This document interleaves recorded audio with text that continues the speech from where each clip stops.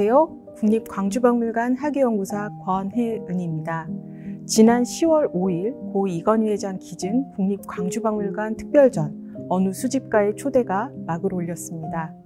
이 특별전은 국민의 문화 향유 기회와 저변을 확대하고자 기획된 국립중앙박물관 이건희 기증전의 첫 번째 지역 특별전이라는 점에서 큰 의미를 지닙니다. 올해 4월 고 이건희 회장의 문화유산 기증 1주년을 맞아 국립중앙박물관과 국립현대미술관은 특별전 어느 수집가의 초대를 공동 개최하였고 4개월간 온 국민의 관심을 받으며 성황리에 종료된 바 있습니다. 지난 국립중앙박물관 전시가 고대에서 현대에 이르는 이건희 기증품의 전모를 감상할 수 있는 전시였다면 이번 특별전은 국립중앙박물관 특별전에 소개되었던 우리 문화재들을 토대로 한국 전통미술의 진수를 느낄 수 있는 전시가 될 수 있도록 새롭게 구성하였습니다. 이번 특별전에는 정선의 인왕제색도를 비롯한 도자, 회화, 불교 공예품 총 170건, 271점을 선보이는데요. 이 중에 39건의 새로운 전시품을 공개합니다.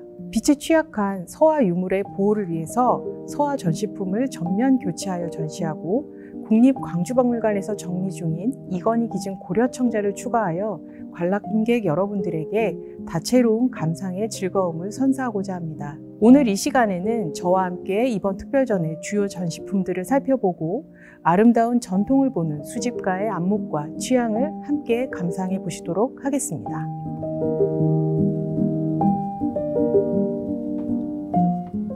전시실 입구를 들어서면 수집가의 초대를 받은 여러분들을 맞이하는 공간이 나옵니다.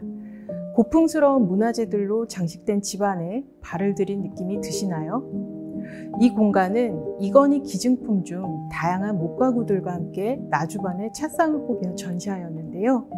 관람객들이 수집가의 집으로 막 초대받은 느낌을 연출하였습니다. 광주 지역에서 개최되는 만큼 지역민들에게 익숙한 나주 반다지와 나주반으로 방을 꾸며보았습니다. 맞이하는 찻방을 지나면 본격적으로 이건희 기증품을 감상하는 공간이 펼쳐집니다. 첫 번째, 수집가의 취향 주제입니다. 이른바 이건희 컬렉션은 하루아침에 만들어진 것이 아닙니다. 이번 전시에서는 고 이건희 회장의 선친이신 고 이병철 회장부터 이건희 회장 그리고 홍라희 여사에 이르기까지 수집가의 취향과 안목으로 완성된 이건희 기증문화재 이야기에 주목하고자 하는데요. 이 주제에서는 특정한 시대나 사조에 치우치지 않고 다양한 전통문화재를 아끼고 감상하였던 수집가의 다채로운 취향을 알 수 있습니다. 벽면에 책가를 가득 채운 공간이 눈에 들어오는데요. 고고유물부터 근대 악기에 이르기까지 약 60여 점의 다채로운 문화재들로 꽉 채워져 있습니다. 실제로 수집가의 아침은 일찍 일어나 하루의 일과를 아끼는 미술품을 감상하는 것으로 시작했다고 합니다. 조선 후기 무렵부터 사람들은 진귀한 미술품을 수집하여 장식장에 진열하고 이를 감상하는 기쁨을 누렸었는데요. 아마도 수집가는 옛 사람들이 그랬던 것처럼 이렇듯 다채롭고 아름다운 미술품을 감상하며 기쁨과 정신적 조화를 찾고자 했는지 모르겠습니다. 자, 고개를 돌려보면 아름다운 도자기들이 눈에 들어오는데요. 이 코너에서는 고 이병철 회장이 애호했던 청자와 고 이건희 회장이 즐겼다는 백자, 분청사기 등 다양한 도자들을 선보입니다. 진열장 위에는 해당 도자에 대한 수집가들의 애정이 담긴 글들을 인용하였는데요. 특히 저는 개인적으로 고 이병철 회장이 말씀하신 이 문구가 매우 인상 깊었습니다. 나는 수집 자체보다 문화재로부터 마음의 기쁨과 정신의 조화를 찾는다. 실제로 이 전시를 준비하기 위해서 작품들을 하나하나 살펴보면서 많은 유물들을 보며 마음의 기쁨과 정신의 조화를 찾았을 수집가가 떠오르기도 하고 좋은 작품을 보며 수집가의 마음을 공감하기도 했던 좋은 기억들이 떠오릅니다. 아름다운 도자를 감상하는 길 모퉁이에 이르면 달처럼 둥근 백자 다랑아리를 만날 수 있습니다. 따뜻한 순백색의 다랑아리는 만인을 비추는 둥근 달처럼 많은 예술가들에게 새로운 영감과 창조의 대상이 되었죠. 저희 전시와 같은 날 문을 여는 광주 시립미술관 고 이건희 회장 기증 특별전에서 이 다랑아리를 주제로 한 김환기의 작품도 만나보실 수 있으니 놓치지 말고 꼭 감상하셨으면 좋겠습니다. 다랑아리를 감상하시고 고개를 돌리면 긴 복도에 서화 전시품들이 펼쳐지는데요. 이번 전시에서는 조선 전기부터 근대를 대표하는 서화가들의 아름다운 서화 전시품 22건, 34점을 새롭게 공개합니다. 그 중에 여러분이 놓치지 말아야 할 주요 작품들을 함께 살펴보도록 하겠습니다. 맨 먼저 볼 작품은 조선 중기 궁중에서 열린 불교 행사를 생생하게 묘사한 궁중 숭불도라는 작품입니다. 화면을 자세히 살펴보면 전각 안에 금동 불상들이 보이고 곳곳에 승복을 입은 승려들의 모습도 확인할 수 있는데요. 화려한 장식의 건물들, 개의 발처럼 날카롭게 표현한 나뭇가지, 길이가 긴 저고리 등의 표현들로 미루어서 16세기 중엽에 제작된 작품으로 추정됩니다. 화면 곳곳 행사에 참석한 많은 인원에 대비한 다양한 식기류와 청아백자, 커다란 모자와 두꺼운 옷을 입은 사람들의 모습 등에서 조선 중기 풍속화적인 요소도 찾아볼 수 있는 작품입니다. 작품 옆에 디지털 돋보기에서 더 상세한 장면을 살펴볼 수 있으니 실제 작품과 비교해서 관찰해 보시기 바랍니다.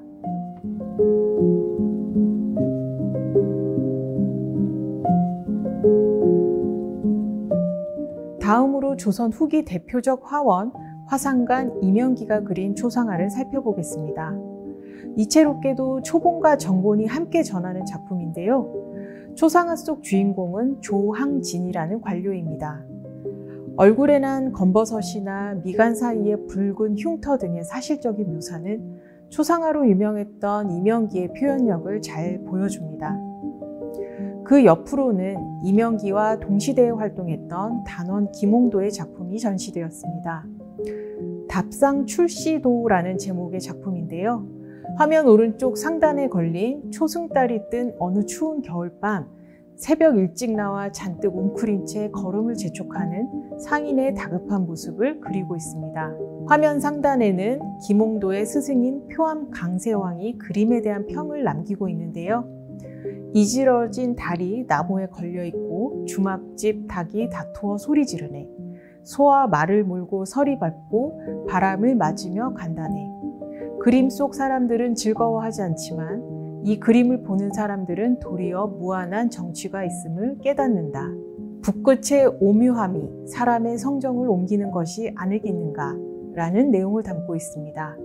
다음으로 김홍도의 작품을 더 살펴보시죠. 지금 보시는 작품은 김홍도의 내폭으로 된 화훼도입니다. 김홍도는 화조화에서도 상당한 기량을 발휘했던 화가로 배경을 생략하고 간결하면서도 생동감 있게 사물을 표현하는 것이 특징이죠. 끊김없이 구불구불한 필선으로 힘있게 길게 뻗어 올라간 소나무나 담채를 사용하여 시들어가는 연잎 표현을 하는 등에서 김홍도만이 발휘할 수 있는 거침없고 자연스러운 필목법이 돋보이는데요. 그의 무르익은 원숙한 화풍을 보여주는 흥미로운 작품입니다. 다음으로 19세기 대표적인 이색화가 홍세섭의 화조도를 함께 볼까요? 새 그림을 잘 그리기로 유명했던 홍세섭은 관찰을 통해 새의 동작이나 서식지의 환경을 그림에 반영한 화조도를 즐겨 그렸습니다. 특히 이 작품은 암수 한 쌍이 아니라 각 폭에 한 마리씩 남긴 것이 이채로운데요. 또한 그의 이전 작품에서도 볼 수 없는 새들도 등장하고 있어서 홍세섭 특유의 맑고 감각적인 화풍이 돋보이는 작품이라 하겠습니다. 이곳은 수집가의 집안의 전통의화를 감상하는 공간은 어땠을까 상상하며 연출했던 곳입니다. 전통의화 작품으로 마치 갤러리처럼 꾸며보았는데요. 이곳에서는 우리가 잘 아는 단원 김홍도와 해원 신윤복의 작품들을 만나볼 수 있습니다. 먼저 앞서 살펴본 김홍도의 작품과는 또 다른 작품들을 만나볼 수 있습니다. 수화 오수도라는 이름의 이 작품은 버드나무, 붉은 꽃봉오리를 피운 복숭아나무가 있어서 화면 속 계절이 봄이라는 것을 알 수 있죠. 나뭇가지 위에는 꾀꼬리가 고개를 돌려 노래하는 듯하나 왼편의 주인공은 여전히 봄 낮잠을 즐기고 있습니다. 다음으로 볼 이 작품은 중국 당나라의 승려 해능의 고사를 그린 작품입니다. 배경은 거의 생략한 채 해능이 가부좌를 틀고 앉은 자리 아래에는 매화나뭇가지가 마치 불상의 대자와 같이 해능을 바치고 있는 듯합니다. 위로 뻗은 매화 가지에는 까치 2마리가 앉아 그의 곁을 지키고 있습니다. 상매는 매화가 만개한 무렵 눈을 지그시 감고 매화 향에 집중함을 뜻하는데, 왼쪽 아래의 그윽한 향기가 구름처럼 온 하늘에 가득하다라는 제발에서 이러한 의미를 잘 표현하고 있습니다. 해원 신윤복은 김홍도와 함께 조선 후기 대표적인 풍속화가로 널리 알려져 있습니다. 신윤복의 풍속화는 조선 후기 시정의 풍경과 함께 기방이나 술집의 일상을 다루는 장면들이 많이 있죠. 기녀출행도라는 제목의 이 작품은 초가집 살인문 앞에 강아지가 지켜보는 가운데 막 외출을 하려는 여인과 시종으로 보이는 여인이 마주 서 있는 모습을 그리고 있습니다. 나이든 시종이 등을 들고 있는 것으로 보아 저녁 무렵이고, 칙 켜올린 치마에 장옷을 입은 기녀가 막 외출을 하려는 흥미로운 장면을 그린 작품입니다. 지금까지 수집가의 다채로운 취향이 담긴 미술품들을 살펴보았는데요. 다음 큐레이터와의 대화 시간에는 수집가의 빼어난 안목으로 엄선된 지정문화재들을 중심으로 아름다운 전통 미술품들을 살펴보도록 하겠습니다. 감사합니다.